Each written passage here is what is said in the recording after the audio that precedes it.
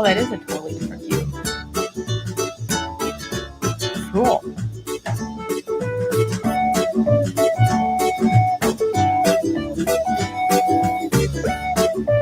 All right. It is 11 o'clock on a Thursday morning, which means it is time for My LoSo Lifestyle with Mary Schepp. Mary, good morning, and good morning to everybody out there on YouTube Live and on Facebook Live and on the radio here.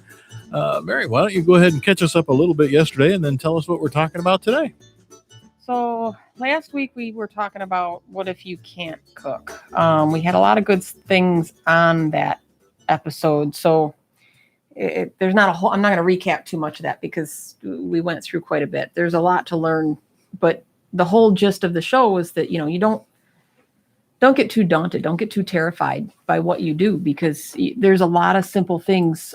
Stephanie, a friend of mine who watches the show, she took our advice and bought a rotisserie chicken and made dinner. It wasn't a low sodium chicken, but even though these days, a lot of them are just because everybody wants to be healthier, holistic movement, whatever, every millennial on the face of the planet, blah, blah, blah.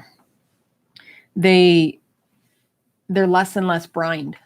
So when I first and this is how fast things happen. When I first got diagnosed back in 2015, every chicken that I came across, every piece of chicken breast, every roast, everything, it was brined.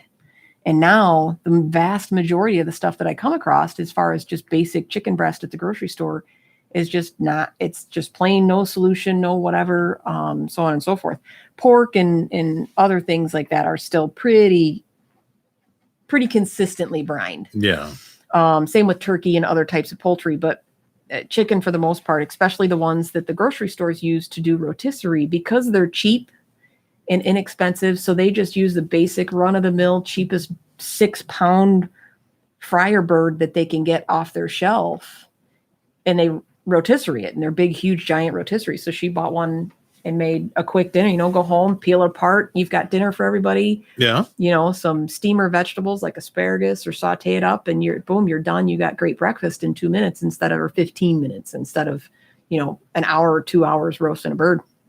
So it works out pretty good, but we had a lot of great tips in that. So the other big news, if you follow my Facebook page, is I got my website up. You did. We're going to post that up here too for everybody on Facebook real quick. It's a work in progress. I still have a lot of work to do. So, bear with me. I have a whopping, 2 recipes up, but because I'm trying to make my recipes with the nutritional value, and I've never been very good at recipes. I'm not good at following recipes. I'm not good at writing recipes.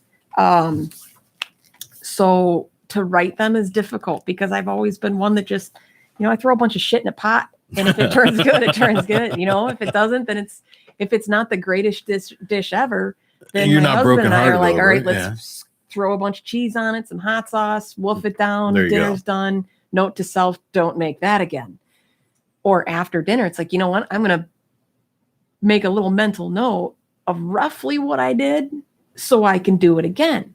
If you find out, I like chicken and asparagus and noodles, I'm going to do that again. So I've never had to write a recipe until this happened with my liver, and everybody's, oh, how did you make that? How did you do that? Oh, crap. Now I got to write this down. Not only do I got to write it down, I got to write it down in such a fashion that other people can replicate it. So it's increasingly more and more difficult to do such things. So that being said, I have 2 of my recipes up. One is my namesake, which is the picture on my Facebook page. It's kind of become my logo, is my garlic rolls. I love them. They're fantastic. It's a very simple bread recipe, and you can use it and modify it in 8 million different ways. So if you don't want to make garlic rolls, you can make anything you want out of it. And then my other one is the crumb cake that I made so recently that obviously, Pete, you've tried. So you've had that. The coffee cake. This is really good. Yeah. Yeah. So, and it's going to take me a while, but I'm trying to add things. I didn't want it to be a food blog. I didn't want it to just be, like most food blogs where you see this long story and then a couple of pictures and then more story. You know, I met Pete once upon a time and he said he likes pickles and this is how I learned how to make pickles. And you got to jump down to the recipe 6 pages later. 6 pages, because it's really all you want. Right. You just want the recipe. But the whole reason I wanted to create a website was because there's a million places to go to get information. And it's not that my website's going to be the one place that is the end all be all place. But everybody asks the same questions in the beginning. Can I have pink salt? What about fake salt? Like, what about, how do I eat out?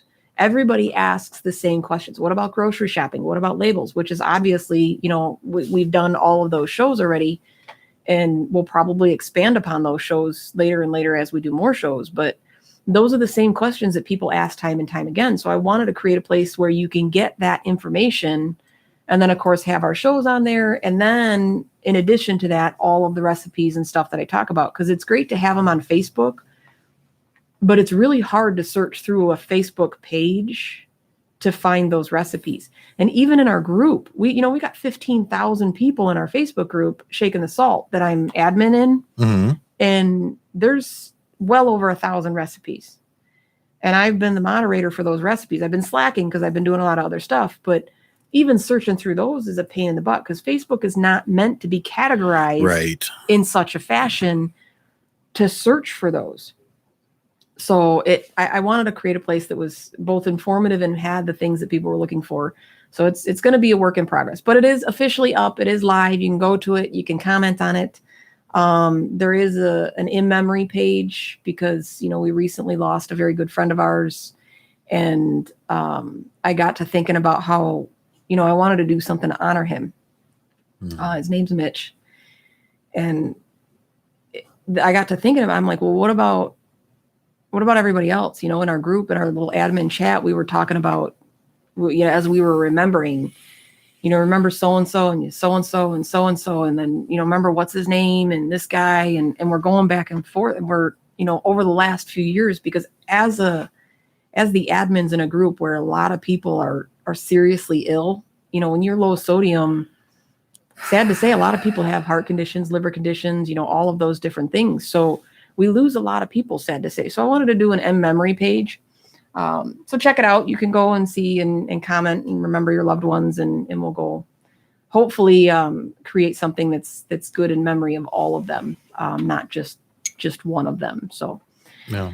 But it's a work in progress. So bear with me while I tweak out the bugs, because you can find them if you look hard enough. There's still plenty of them. I mean, you did and again, I'm not a web person. It bears mentioning though that you did this yourself. Yes, I didn't pay anybody. You learned it. My poor husband watched me sit on the computer for days. So, you know, hey, I think you did a pretty good job. Right. So it's really cool that you've got it up, and now everybody can go and they can learn all that stuff from you, and they've got a complete resource there. And you can even go and access the show when you're live here. Yeah, you can. So, right there, first thing, my Don't Be a Salty Bitch coffee mug is I cut off the salty bitch part just because, you know, when you're on a website and you got to be careful because they tag certain things, and if you got foul language right on the front page of your website, they don't take kindly to it. So, well, they just classify you a little differently, and then you become, you know, sort of a more mature search result. So, yeah, and I'm not saying that in the sense that I am a mature, you know, you're not a mature adult. Well, age-wise, I am.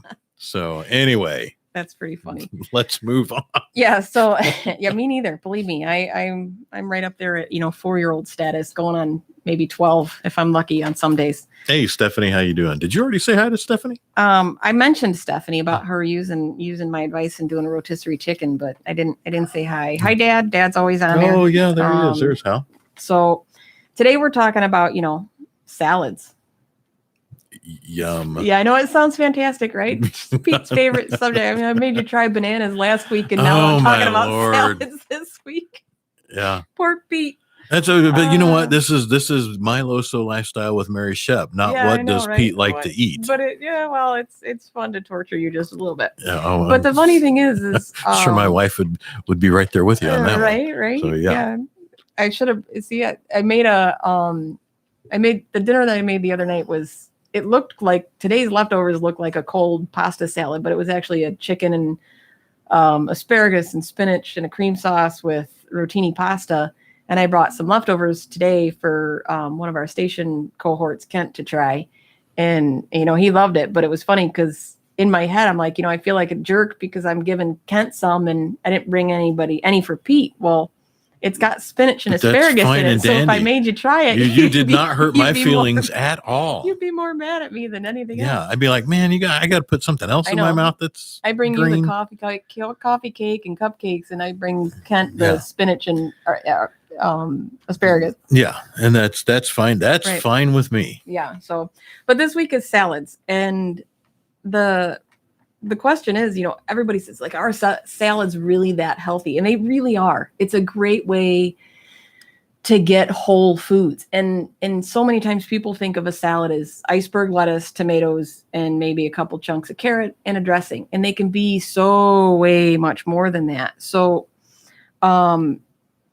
obviously everybody knows to be aware of salad dressings. Salad dressing is where the fat is. It's where the sugar is. It's where the sodium is. It's where the flavor is. Where the flavor is. This is true. But you can bring flavor to a salad in other ways.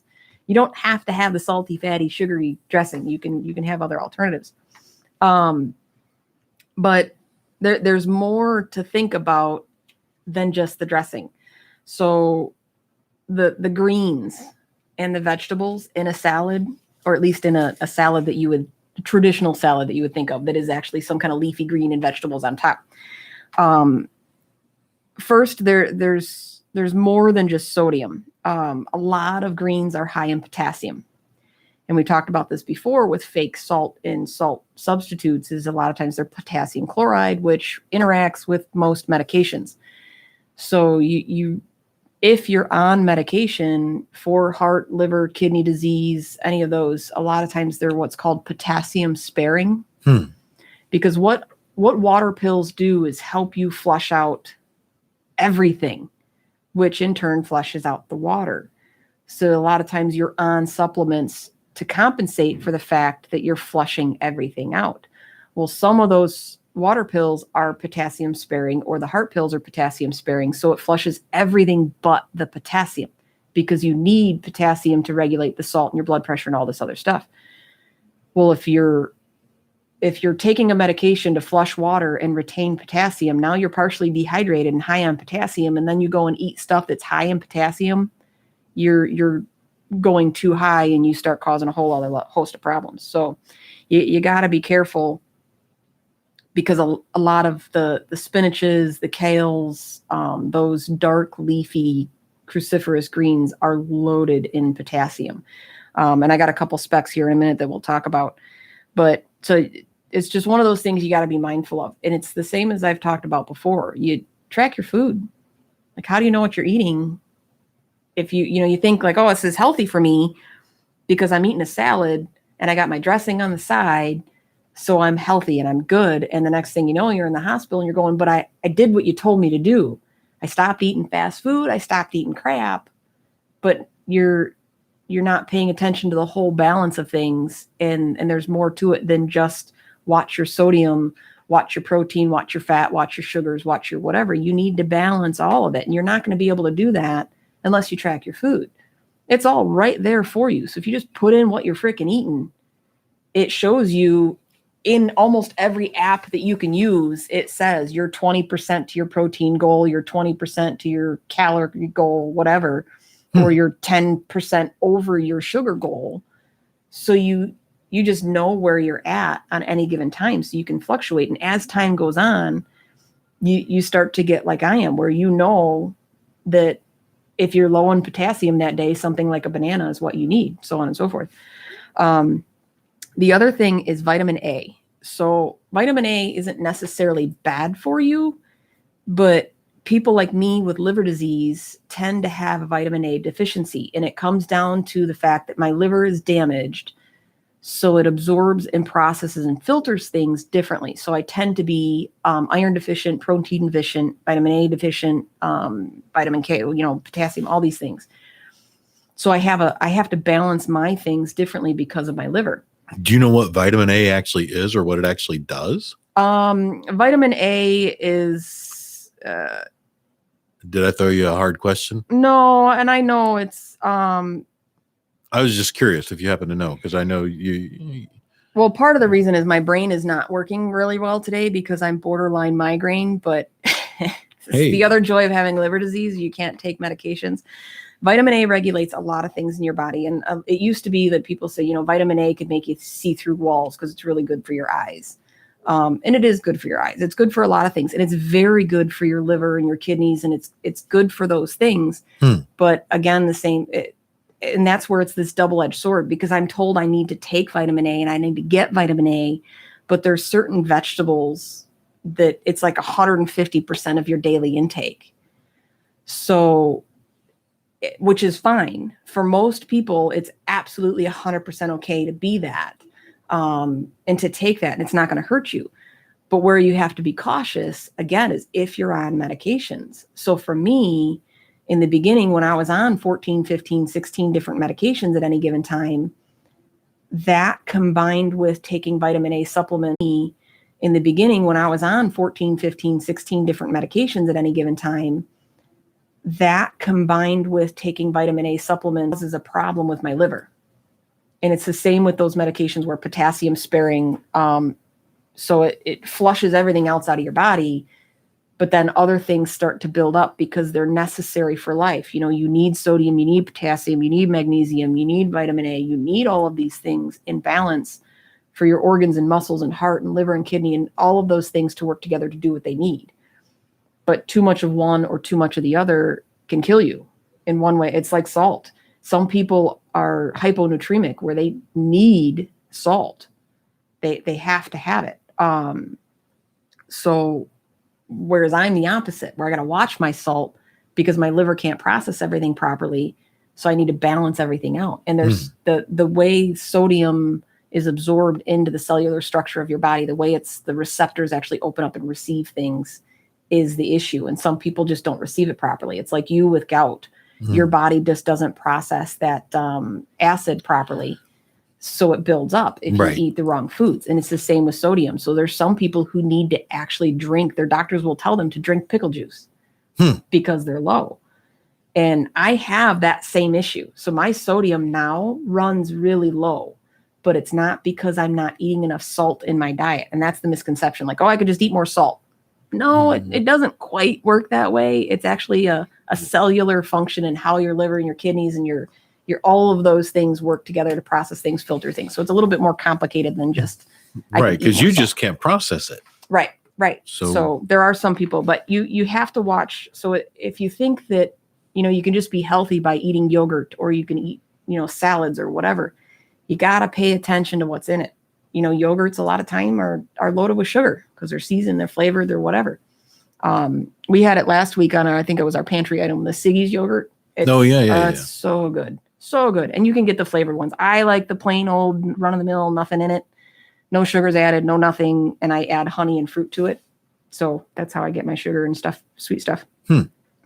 So let's talk about the greens in a salad. The greens, and Steph says she likes at least 10 ingredients in her salad. I know. See, how do you put 10 things in a salad? The picture of the salad on the event post for today's show was spinach, arugula, pine nuts, almonds, tomatoes, and we had some mushrooms in there. I mean, that adds up pretty quick. So you can add radishes. We had some radishes in there, purple onions there. So you get 8, 10, 12 ingredients in one salad, and then it actually feels like a meal. It doesn't feel like a salad. Another big one that my husband and I are fans of is caprese salad, which is an Italian salad. It's literally tomatoes and mozzarella and usually like basil or onions, and then Italian vinaigrette on top. Super simple because we grow tomatoes in our garden, so it's just easy. And mozzarella you can get fairly low in sodium, so it's super, super tasty. But greens, you wouldn't think that they're high in sodium. No. So spinach, for instance, the tub of spinach you can get, which is usually a 16-ounce tub of spinach. Yeah, they're big. My wife she loves spinach. Now that huge 16-ounce bag or tub is 4 to 5 servings. You would think it'd be like 12 servings because it's a huge thing. It's big. It's only 4 to 5 servings. It's not very much. But that's 25 calories, about 80 milligrams of sodium, but 550 milligrams of potassium. So now potassium in a day, I'm happiest with my sodium level around 1,500 milligrams. Potassium, you need more, 3, 4, 5,000 milligrams. So it's a little bit different in how your body absorbs it. But 500 milligrams of potassium is a lot, especially on somebody who's on heart medication or blood pressure medication, liver medication, any of those kinds of things.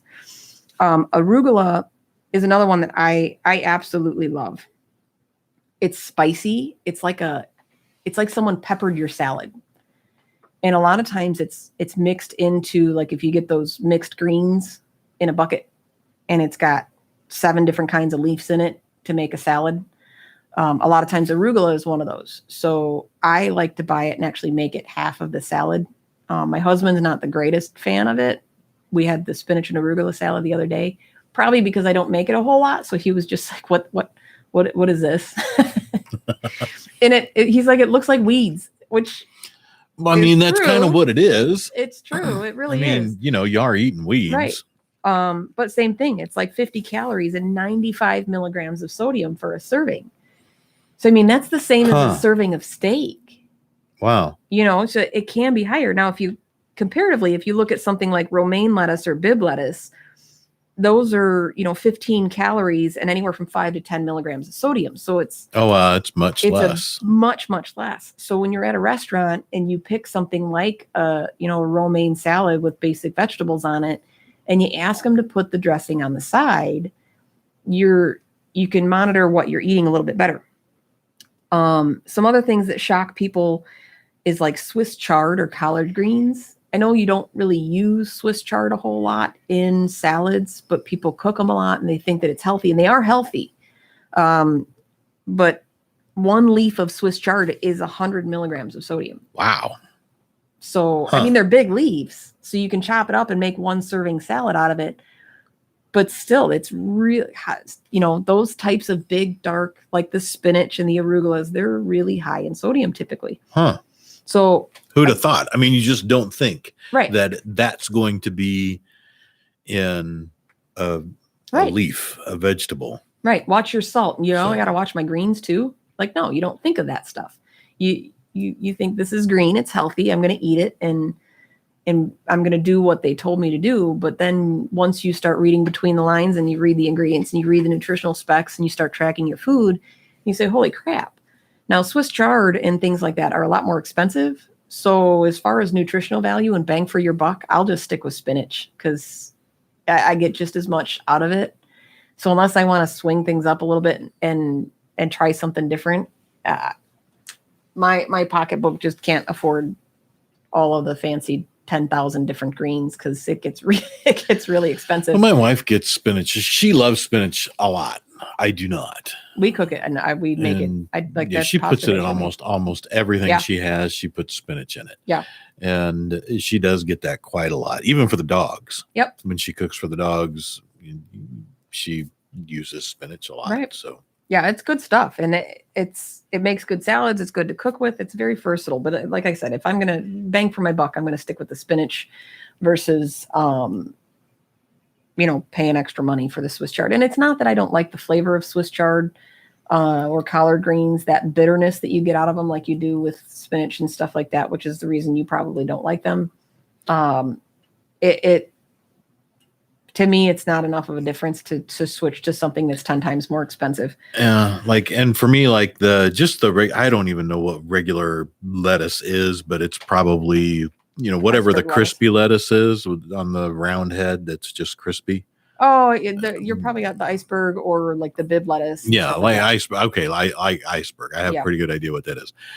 Put that on like a burger, right? Or if I have to have a salad for some strange reason. Then, and every great once in a while, I will get, because my wife gets a lot of salad stuff. She's like, "Hey, do you want a salad?" And I'm like, salad. But I'll get the stuff that has like all of the carrots and everything else. So when you bite it, it actually feels like you're biting something. It feels like you're eating food. But then I do put like, 7 gallons of dressing. Yeah. It's, cheese and meat and ham and eggs and everything else in there. So it's really no longer salad. I mean, it's salad because it's that, but it's and bacon. You put bacon on anything, you make it better. That's true. Bacon can go on anything. And that's the other thing is you think low sodium, you don't necessarily think bacon when you think low sodium. No. But a lot of times I'll cook bacon and leave it in a Ziploc. Like I'll chop it up in little tiny bacon bits and put it in a Ziploc baggie so that I can keep it in my refrigerator, because one little tablespoon of crushed bacon bits is kind of like half a slice of bacon. And that's doable for me because that's less than 100 milligrams of sodium. So it's easily something that I can have. Something else that is pretty common in the shock factor in our groups about, the sodium shock factor is carrots and celery. So a carrot is 24 calories, 92 milligrams of sodium for a carrot. That seems ridiculously high to me. Right. And then celery is another one. One medium stick or stalk of celery is 32 milligrams of sodium. So if you think, and that's why vegetable stocks are so high when people are like, holy crap, what's vegetables? How is this so high? Why can't I have it? Well, vegetable stock is mostly onions, celery, and carrots. So if you have nothing but a pot of onions, celery, and carrots, and the onions and maybe garlic are really low in sodium, but the carrots and the celery are really high. So if you have a whole bushel of celery, all of that, and then it gets reduced down. So it ends up being a lot higher than you would think it is. So that being said, I've been a big advocate. And of course, again, I am not a doctor. I am not a dietitian. I have not been medically trained. This is all my opinion, word vomit out of my mouth. So take it for a grain of salt, if you will. I know. But I'm done. I need a little top hat and cymbal here. There is a snare drum behind you. We should have brought it out. I didn't know you were going to be rim shot worthy on this show. I was going to be so that's the comedian here. I got jokes. Yeah. But see, now I lost my train of thought. Sorry. But diet. That's what I was saying. Yeah. See the dietary sodium versus added sodium. When you get something, it's like sugar. When you get it out of an actual food item. So if you eat an orange, it is high in sugar, but it is a balanced fructose, glucose, and it's fiber and nutrients. It's all balanced. Same with the dietary sodium. It's balanced. It comes from the product and it's made to be, balanced potassium, sodium, magnesium, all of these things within that vegetable are typically balanced in such a way that it's made for your body to process easier. So when you take a supplement, like vitamin C pills, you got to take a 600 milligram vitamin C pill when you really only need about 65 milligrams a day, because it takes your body that much energy to process through all the crap in the pill to pull 65 milligrams out of that 600 milligram tablet. So I've learned, and this is purely through my own experimentation. This is not a clinical trial. This is me and how it's affected my body. But as me with liver disease, when I eat foods that are higher in sodium naturally, like beets are really high. I like beets. Roasted golden beets from the farmer's market are just to die for, in my opinion. Yes, but they're high in sodium. One beet is really high. And the same with celery and carrots. Huh. I'm surprised celery. I thought celery was pretty much just hard green water. No, it's got, because that's what they taste like. It's really good for you. It is a lot of water, but it's also very high in fiber. It's like all of these things that are good for you. Unless you're dipping it in French something onion fatty, dip, like dressing or smothering it in peanut butter. Right. Celery just should not be eaten, in my opinion. My opinion. Celery is not an actual food. It is a carrier of food. It's a spoon. It's nature's spoon. It's a vessel. So God said, hey, let there be spoons, and he made celery. Yeah, you get 16 spoonfuls of dip and then finally say, okay, I might as well eat the celery because it's better for the environment than throwing it. It's your recycling process. Yeah. That's hilarious. So something that I always say to spice up salads is, try something different. Everybody thinks of a salad, like at least a green salad, is iceberg or romaine lettuce with carrots, tomatoes, maybe some onions. And, at a restaurant, you get the complimentary slice of mushroom and some croutons on top. Yeah, which is, I love mushrooms. I actually really like mushrooms. Right. They could make me like if there was such a thing as a mushroom salad, I'd probably be okay with that. There is. And they're good. They're tasty. I'll make you one of my mushroom salads. But so you try something different. So everybody knows, romaine, spinach, iceberg, kale. I personally, my husband and I love Bibb lettuce or butter lettuce. You see it in the grocery store. It's in a plastic tub and it's a whole head of lettuce and it looks like it's not ready to be picked. Like it's really leafy. So it looks like a head. It's the size of a head of iceberg lettuce. But iceberg lettuce is really tight and compact and it's, you got to cut it up and it's crispy and thick. Bibb lettuce is very leafy, low, it's very soft type and the inside is a little bit more crunchy. So you get those crunchy bits like iceberg, but the flavor of it is what I love. It's much more flavorful than iceberg lettuce is to me. So my husband and I, when we make salads, if it's not a meal salad where I make, like when I made that spinach salad the other day, that was to be a meal. So it's got 20 different ingredients. That's all we ate was that salad for that lunch. But as side salads and stuff, it's Bibb lettuce. We'll do half a head of Bibb lettuce for each of us. And it's got your complimentary tomatoes, onions, and stuff like that. But I love it. But arugula, like I said, endive, radicchio. Another one that shocks people is dandelion. Yeah. Literally, and you don't like vegetables, but if you're a salad lover and you would never think of it, I kid you not, the dandelion greens that are in mixed green salads at the store, or you can buy them. They're expensive. Yeah, my wife buys those for the rabbit that she has and for the guinea pig that she has, and they eat those things. Yeah, it's not. Dandelion greens are not cheap. It's the same thing in your front yard that you kill. Yeah, I'm like, why don't we just wait? It literally is. And pick some. They'll grow. Yep. Absolutely zero difference between the stuff in your front yard. They don't grow in the winter, the fall or winter when you need them. Your little pets would probably be starving and wither away to nothing in a couple of days before you found some in your front yard. Right. At least now anyway. Well, right now. Yeah. Yeah. So fast food, and so many people go to fast food restaurants and get a salad because they think a salad is healthy, and it is to an extent. But again, you got to pay attention to what you're getting. So I just looked up a couple specs on a couple different salads here just for grins to see what they are. And McDonald's, a bacon ranch salad with buttermilk, crispy chicken. It sounds fantastic. It sounds like something I would most definitely eat. And it comes in at 610 calories and 1,480 milligrams of sodium. Aren't you limited to like 1,500 per day? Mm-hmm. So you're done. Right. On a salad. Yeah. You got 20 left. Right. On a salad. On a salad. So now here's even when I make a salad. Well, I mean, that sounds more like the kind of salad I would eat. With chicken and bacon and ranch. Yeah. But that's the thing is you get this misconception of I'm doing good because I had a salad. But then you swell up and you still have all these problems and your blood pressure is still high. And you're like, okay, so I'll get the fat-free dressing. And in my personal opinion, if it's fat-free, they just process it more and there's more crap in it. Whenever they take something out, they add a bunch more crap in, like refined flour. When we talked about our flour on our Mill Your Own Flour episode.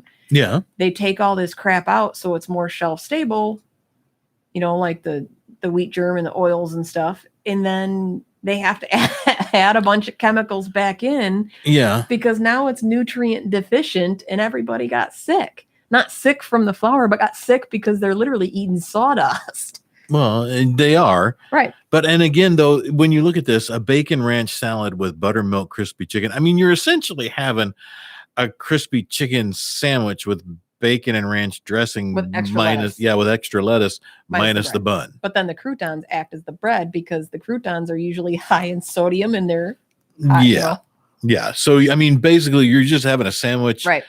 all chopped up. Right. Really, you are. And even a side salad is 160 calories at 380 milligrams. Now, that is based on the little itty bitty tiny side salad with the Newman's salad dressing, which I do like the Newman salad dressing. Unfortunately, they're high in sodium.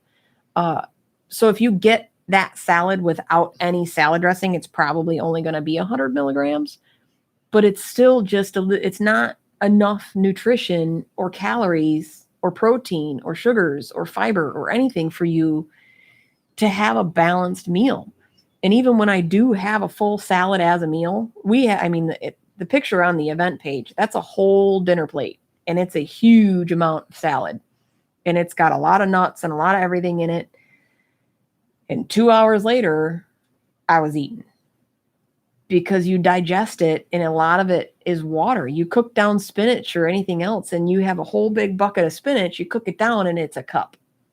Because all of the water is released. Same thing. You chew it up, you swallow it, all of the water gets absorbed really fast, and then you're hungry again. So unless you have something that's high fiber and fulfilling in that salad, I tend to end up eating again. So it doesn't do me much good. So I usually eat more side salads, at least as far as leafy green salads, than I do salads for a meal, because it doesn't do me any good, because I, fat McFatterson, like to eat food, and I just will be eating again in 2 hours. So yeah, but you're all of 98 pounds soaking wet. So I mean, they say radio is slimming, so that's why that's why I look 98 pounds. Right. But so to compare that, so we got a 1,480 milligram bacon ranch salad. We got a 380 milligram plain old side salad, and a cheeseburger, just a plain old run of the mill cheeseburger, 260 or 300 calories at 680 milligrams of sodium. You're better off with the cheeseburger than the bacon ranch salad thing. Bacon ranch salad. Yeah. Right. And you'd be less. Mm-hmm. So then compare it to, Wendy's. Wendy's has got an apple pecan chicken salad. So you're thinking, okay, it's healthier because there's no ranch and no bacon. It comes in at 220 calories, 1,150 milligrams of sodium. And so, about almost 400 calories less, but you're still way up there on the sodium. Right. And same, their garden salad right up there, same, 260 calories, 450 milligrams of sodium. And granted, again, those garden salads, a lot of it's the salad dressing, so you can put it on the side, but you're not gonna. You're going to eat the salad dressing. You're going to add it. So unless you're bringing your own, which some people do, I did that for quite some time until I got balanced and could figure, I kid you not, I pulled little tiny tubs out of my purse, my ketchup, my mustard, my salad dressings, my mayonnaise, until I got accustomed to going out to eat and knowing where I could go. Yeah. Not everybody's going to do that. Come on, let's be realistic. Just the human nature. Not everybody's going to do it. I'm a freak of nature, and I do weird things. Wendy's Junior Cheeseburger, which if push came to shove, I'm a Wendy's girl over a McDonald's girl. Just saying.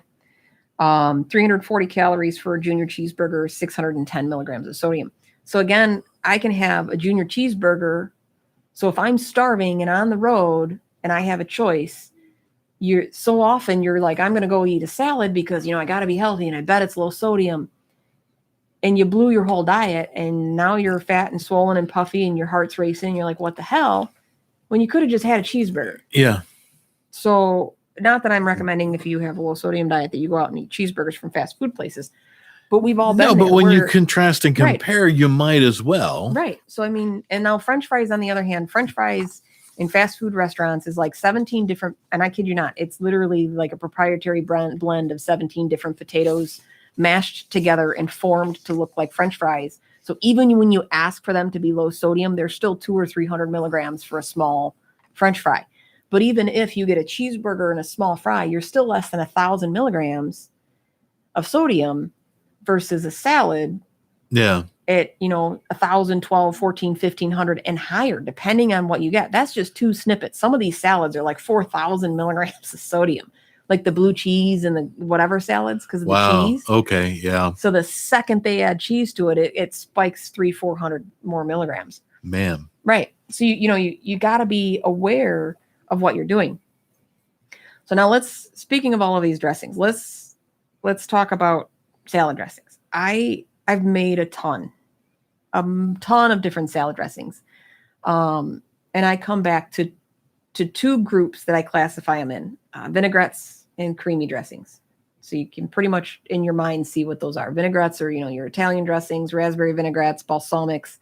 I classify honey mustard as a vinaigrette because usually it's mustard and either honey or mustard, honey, and a vinegar of some sort blended together to make an actual vinaigrette. So I classify it as a vinaigrette. Or most house dressings at a restaurant is typically a creamy Italian, an Italian, or a balsamic is usually like that oil vinegar type dressing. Vinaigrettes are not complicated. They seem complicated, but it's oil, vinegar, herbs, some type of sweetener. I use honey or sugar, and then a bunch of crap from there. That's pretty much. So when you think about a dressing being so daunting to make, it's really not. It's really not. No. Yeah. Whether or not your vinaigrette separates into different parts into the refrigerator or is a nice creamy, thing is your ability to emulsify, which means to actually combine all of these. It's the process in which the order in which you would mix the ingredients and the way you mix the ingredients and how slow or fast you mix the ingredients, they actually bind together, creating a nice creaminess, and they're all, emulsified together, combined together. Or you just dump everything in it and then you have to shake it before you use it, which is just fine. It doesn't necessarily change the flavor. Well, I mean, there's dressing you buy anyway that you got to shake before you use it if you want it to get the actual full flavor of what they put in there. And a lot of times that's because of the fact that with jarred dressings, if you don't, when you emulsify them, if you refrigerate them or if they get cold and then hot and then cold and hot, they're going to separate anyway. So why spend the time to do that if they're just going to split? So creamy dressings, typically like your ranch, your Caesar, Thousand Island, and French dressings, usually start with mayonnaise, not Miracle Whip, not that, which is its own salad dressing. That's a sweetened mayonnaise. But mayo, buttermilk, yogurt, sour cream, or a combo of all of them is usually your creamy dressings. But I tend to stick to more vinaigrettes only because they're easy.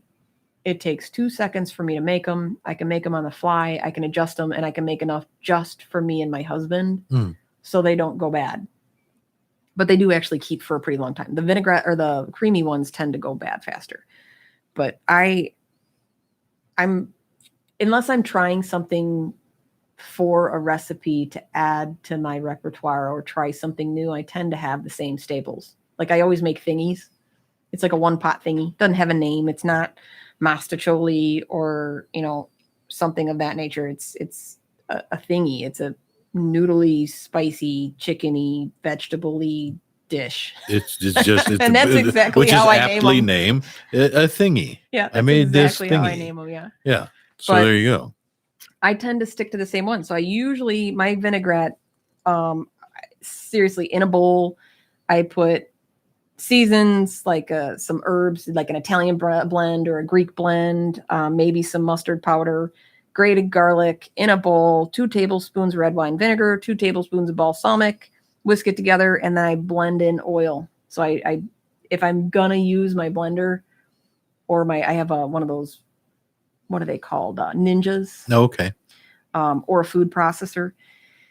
If you want to use one of those, but when it's just me and my husband, you literally just pour oil in slowly and whisk it together.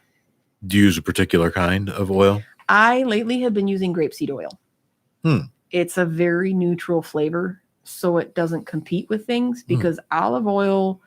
Olive oil is very distinctive. It is. And it's depending on which one you get, it can overpower things. So there are plenty of things, and I have them all. I have olive oil, avocado oil, extra virgin olive oil, grapeseed oil. I have coconut oil, which I use very, very rarely. I'm not a huge coconut fan. Had some bad experiences in my younger years with coconut.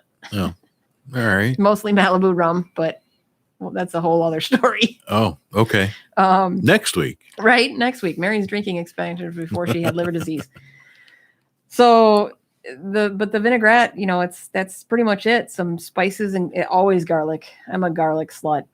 Everything about garlic. Garlic Underground here, the farm locally that I get my garlic from, is fantastic. They spoil me. I've got some black garlic powder coming to me very soon. It's black garlic. Yeah, it's a fermented garlic, and then they dry it and turn it into a garlic powder. Huh. But fermented black garlic is a completely different taste than garlic. It's still a garlic clove. It's just, like anything else that you ferment or age, or it's just like fine wine. It's really, really good. Huh. I didn't know there was such a thing. Yes, but they know their garlic. They got spicy garlics, regular garlics, good garlics. This garlic's good for salads. This garlic's good for fresh stuff. If you're going to roast it for a long time, use this garlic. They're like connoisseurs of garlic. It's like wine. It's fantastic. Huh. It's really awesome. But yeah, it's literally just herbs, garlic, red wine vinegar, balsamic vinegar, and then I blend it with an oil. And if I want to add a mustard to it, or raspberry, or pepper flakes, paprika, cayenne, chipotle, whatever spice I feel like using that day, or if I trying a new, like I use the Dax Splice Bends a lot. And then Munchie Man's, I'll be doing another giveaway soon for Munchie Man spices. So I'll be trying some of his stuff. You can pretty much just experiment with any blend that you want, and it's going to make a good vinaigrette. Wow. But you can experiment. It makes it so easy, because if you like your vinaigrettes more vinegary, you say, okay, 2 tablespoons isn't enough. I want more. If you want more spice, add more pepper flake. If you want jalapenos in there, blend up some jalapenos, blend up some red, like an Italian dressing that you see in the store typically has fine diced carrots and red peppers in it. Those are the little flakes in there. So it's the same damn thing, just with peppers and carrots in it. Huh. So they're not as terrifyingly daunting as you think they would be. It just would never even occur to me to make a dressing. Right. Well, it wouldn't occur to you to cook. There's that. I heat. I don't. I rarely actually cook unless it happens to be out back in the smoker, or throwing bacon on a pan in the oven. It's about the extent of my cooking. Right. My wife, on the other hand, fabulous cook, absolutely amazing, which is why I'm body shaped like a keg. Yeah. So Body by Pete. So. Yeah. The other go-to that I absolutely love is a creamy garlic dressing. And if you haven't already figured out by my not so subtle statement that I'm a garlic slut, I like garlic. Yeah, apparently. Yeah. So the creamy garlic dressing that I typically make is a cup of sour cream, half a cup of mayo, a tablespoon of honey, fine diced shallots, which is just a really tiny itty bitty purple onion, and they're more potent than you realize. So if you're not an onion fan, use it sparingly. 2 garlic cloves grated. I have one of those little, like if you picture a box cheese grater, and it's got the different grate levels on all 4 sides. And the one side has a little bitty tiny grating, and that's what you can use for the garlic. I have one that's a hand grater. So it's just a stick with a little, almost like a microplaner, that I use for my garlic, because I don't grate cheese. I don't grate anything else. The only thing I grate literally on a daily basis is garlic. So I have one that I bought at the store. It was like $7. I mean, you can buy grated cheese now. So like, I don't. Well, the problem with that is if you cook with it, they add an anti-caking powder to it. And so that it doesn't turn back into a cheese brick blob, in the package. Yeah, okay. So if you're using it on stuff, it's perfectly fine. But if you're going to use it in like a macaroni and cheese or a casserole, it gets all gloopy and gritty, because when it melts together, that anti-caking comes out, and it's like you have sand in your dish. Huh. So if you're going to use cheese for macaroni and cheese, you got to grate it. I usually throw it on eggs. That too. Eggs, or I'll throw it in a bowl of chili. Or right up there with garlic is cheese with me. So that's why I cook pretty much my extent of cheese. Eggs and chili. That's where I put cheese. I put it on everything. Literally everything. I put it on everything. But yeah, I mean, a couple garlic cloves grated, and then some red wine vinegar. And that it makes a creamy garlic dressing. You can make it either more or less creamy if you want, by adding more or less of, red wine vinegar and stuff like that to thin it out. but I use it for dips, chips, everything. It was pretty much the base of the garlic dip that I made for you guys not too long ago. But that I added, in addition to that, I added nutritional yeast and a couple other things and some dill. But the coveted dressing that everybody wants is ranch. Well, yeah. And it's funny because ranch is kind of like pizza, where everybody has an opinion and a favorite. Yeah. You like creamy ranch, thick ranch, Hidden Valley ranch, light ranch, whatever ranch. Everybody has a serious opinion about ranch. Ultimately, a typical ranch recipe is equal parts of mayo and buttermilk, and the hard part is the herb blend.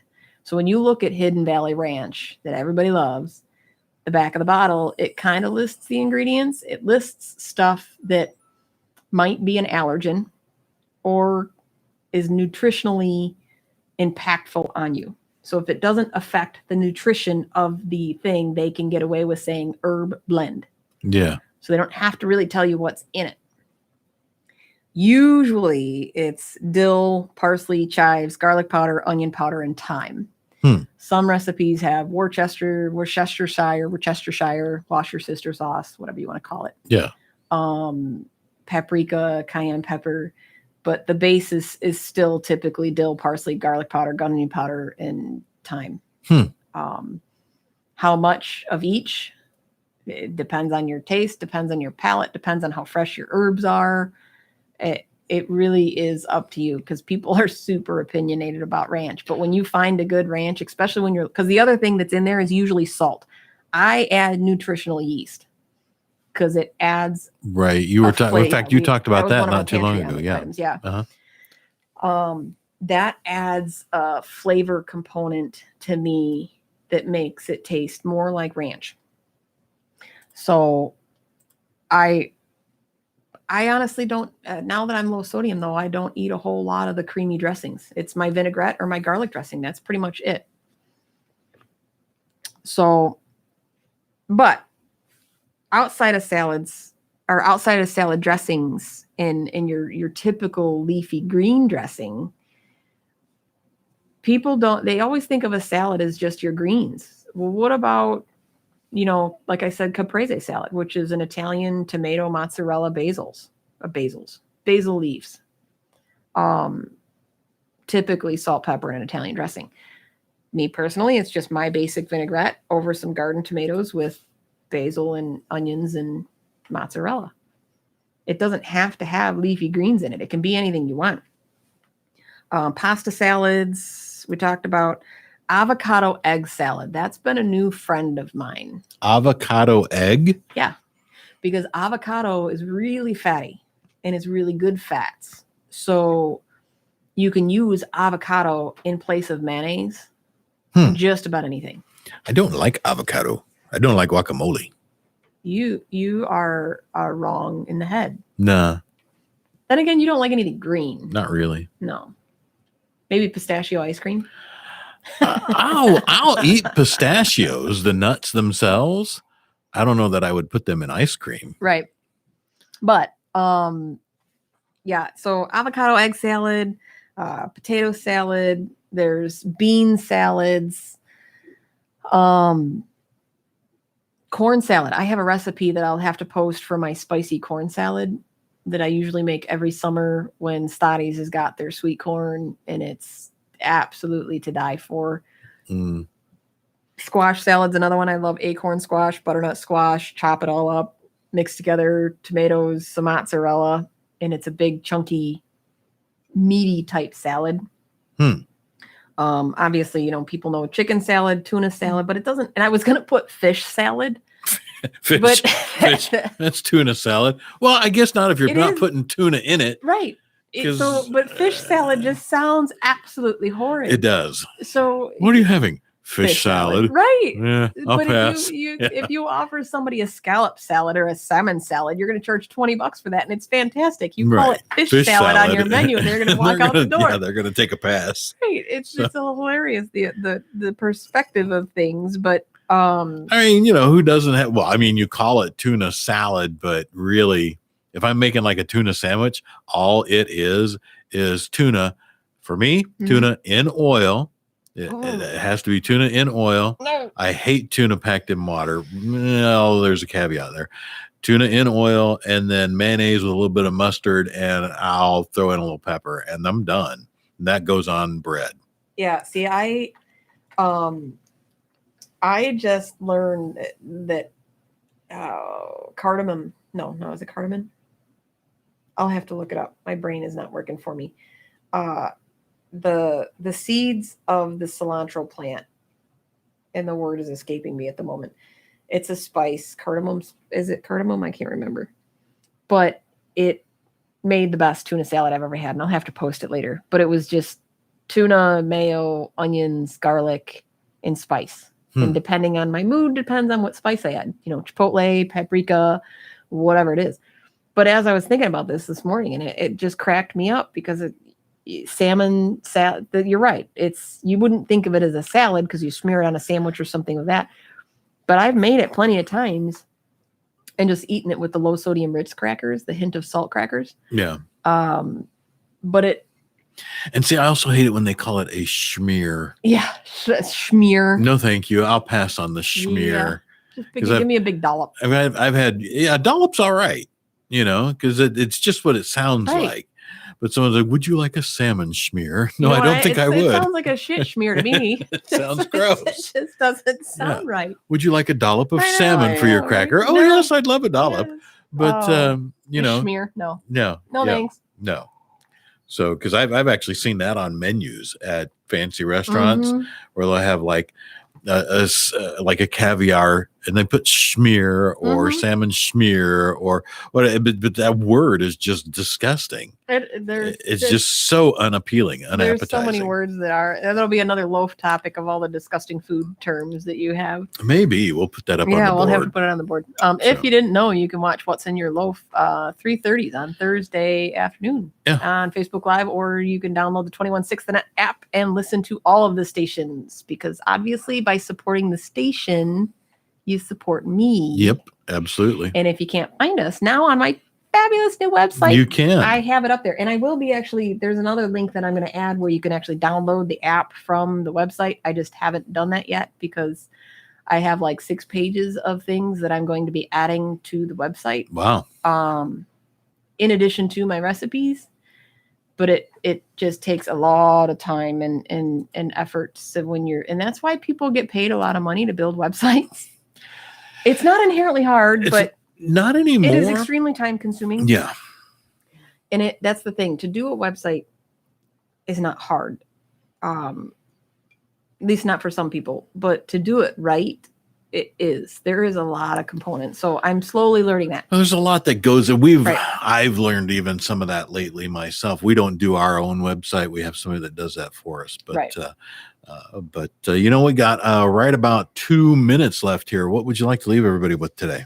So I do recommend eating salads, and salad dressing is something that you can experiment with on a small scale. So if you're not, like we were talking last week, if you're not a good cook, if you don't know how to cook, a tablespoon or 2 of mayonnaise and buttermilk or just sour cream, add some spices to it and some red wine vinegar, and you have a dressing. So it doesn't have to be overly complicated or daunting or terrifying to make something like that. And if it screws up, you wasted, 2 or 3 tablespoons of mayonnaise or sour cream and some spices. Yeah, not that much. Right. Yeah. So when you screw up a chicken roast or a lasagna or a chili, you wasted a whole crock pot of food. Yeah. Because see, I've done my own rubs and barbecue sauces for smoking, and it's about the same. It really is. Right. And that's where, salad dressing is something that's an easy place to start. But I do like the whole idea of it because it gets you to eat more whole foods. And like I've said a million times before, it's not a diet, it's a lifestyle. Yeah. It's, changing your lifestyle and changing your perspective will set you up for success. So when you think of it that way and you find a way to eat more real foods, instead of taking the shortcuts. And if you're going to take the shortcuts, put some thought into those shortcuts. Yeah. So check out my new website, mylosolifestyle.com. I almost said it Facebook because I'm so used to saying Facebook. I'm really you can excited find you on Facebook too, Right. and But you have Facebook- links to that from your website now. I do. And then, of course, on YouTube, both myself and 216 The Net, you can download the app. You can listen to us live. You can watch us on Facebook. You can now check us out on my website as well. I think it's fantastic. So good times. We'll see everybody next week. Awesome. Yes, we will. Next week, Thursday at 11 a.m. My LoSo Lifestyle with Mary Schepp. And we have another giveaway next week. So we'll have some more stuff. Fantastic. Yay. We lost a little bit on. We lost the last 10 minutes there. We're clear from the station, and now we're going to wrap up YouTube Live. So anybody, Facebook took a crap on us. They only give you 1 hour, right? So if we started 2 minutes early,